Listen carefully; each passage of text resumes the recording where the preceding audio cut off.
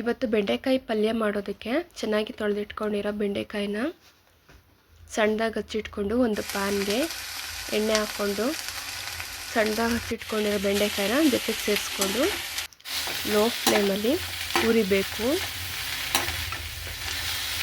ಅದರಲ್ಲಿ ತುಂಬ ನಾರಿನಂಶ ಇರುತ್ತೆ, ಅದನ್ನು ಪೂರ್ತಿ ಹೋಗಿಸ್ಕೋಬೇಕು.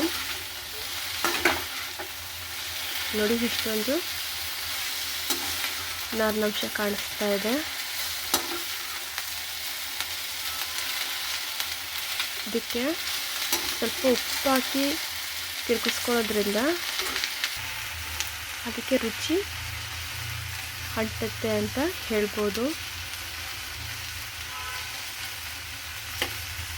ಯಾರೆಲ್ಲ ನನ್ನ ಯೂಟ್ಯೂಬ್ ಚಾನಲ್ನ ಸಬ್ಸ್ಕ್ರೈಬ್ ಮಾಡ್ಕೊಂಡಿಲ್ಲ ಅಂದರೆ ಸಬ್ಸ್ಕ್ರೈಬ್ ಮಾಡ್ಕೊಳ್ಳಿ. ನನ್ನೆಲ್ಲ ವಿಡಿಯೋನು ನಿಮಗೆ ಬರುತ್ತೆ.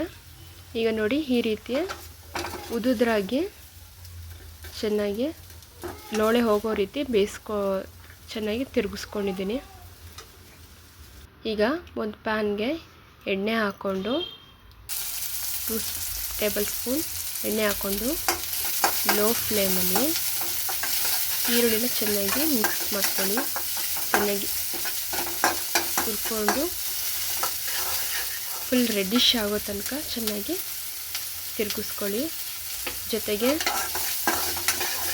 ಸ್ವಲ್ಪ ಉಪ್ಪನ್ನ ಸೇರಿಸ್ಕೊಂಡು ಹುರ್ಕೊಳ್ಳೋದ್ರಿಂದ ಈರುಳ್ಳಿಗೆ ರುಚಿ ಅಂಟುತ್ತೆ.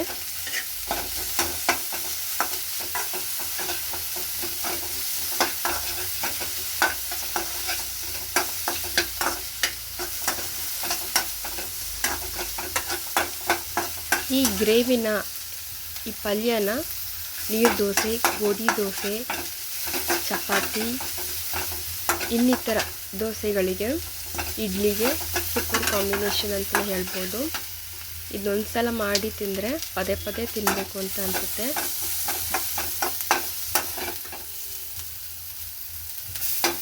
ನೋಡಿ, ಈಗ ಸ್ವಲ್ಪ ರೆಡ್ಡಿಶ್ ಆಗಿದೆ.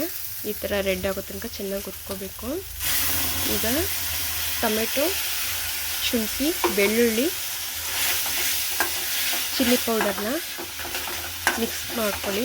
ಪೇಸ್ಟ್ ಮಾಡಿಕೊಂಡು ಮಿಕ್ಸ್ ಮಾಡ್ಕೊತಾ ಇದ್ದೀನಿ. ಇದು ಸ್ವಲ್ಪ ಸ್ಮೆಲ್ ಅಂದರೆ ರುಬ್ಬಿಟ್ಟಿರೋ ಟೊಮೆಟೊ ಸ್ಮೆಲ್ಲ ಎಲ್ಲ ಹೋಗೋ ತನಕ ಸ್ವಲ್ಪ ಲೋ ಫ್ಲೇಮಲ್ಲಿ ಹುರ್ಕೊಳ್ಳಿ.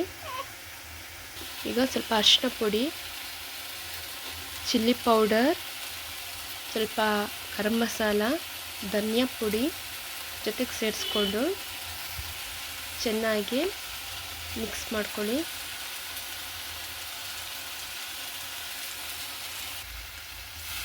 ಒಂದು ಚಿಕ್ಕ ಗ್ಲಾಸ್ನಲ್ಲಿ ನೀರು ಹಾಕ್ಕೊಳ್ಳಿ.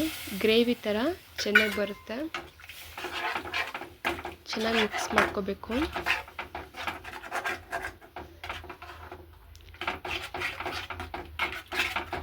ಎಲ್ಲ ಮಸಾಲೆನೂ ಸ್ವಲ್ಪ 5 to 5 ಮಿನಿಟ್ಸ್ ಸಾಕು.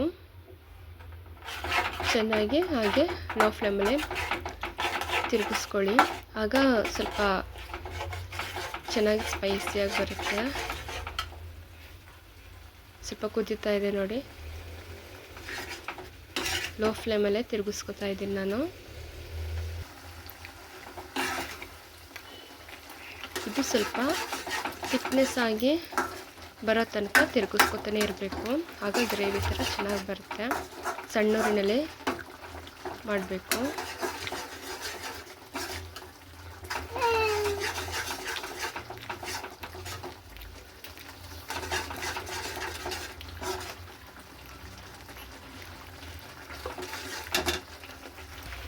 ಈಗ ಆವಾಗಲೇ ಹುರ್ಕೊಂಡಿರೋ ಬೆಂಡೆಕಾಯಿನ ಜೊತೆಗೆ ಸೇರಿಸ್ಕೊಂಡು ಲೋ ಫ್ಲೇಮಲ್ಲಿ ಚೆನ್ನಾಗಿ ತಿರುಗಿಸ್ಕೊಳ್ಳಿ.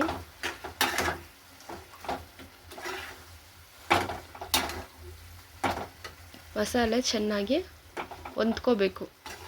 ನಾವು ಕಟ್ ಮಾಡಿಟ್ಟಿರೋ ಬೆಂಡೆಕಾಯಿಗೆ ಚೆನ್ನಾಗಿ ಹೊಂದ್ಕೋಬೇಕು.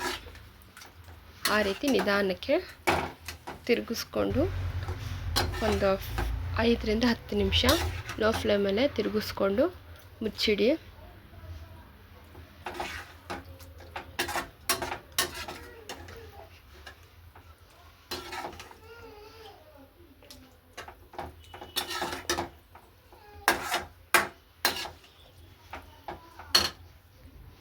ಈಗ ನೋಡಿ ರೆಡಿಯಾಗಿದೆ ಬೆಂಡೆಕಾಯಿ ಪಲ್ಯ. ಇದನ್ನು ಆಗಲೇ ಹೇಳಿದ್ನಲ್ಲ ಅದೇ ರೀತಿ ದೋಸೆಗೆ ಚಟ್ನಿ ಬದಲಾಗಿ ಉಪಯೋಗಿಸ್ಕೋಬೋದು. ಚಪಾತಿಗೆ, ಪೂರಿಗೆ ಎಲ್ಲದಕ್ಕೂ ಸೂಪರ್ ಕಾಂಬಿನೇಷನ್ ಅಂತಲೇ ಹೇಳ್ಬೋದು.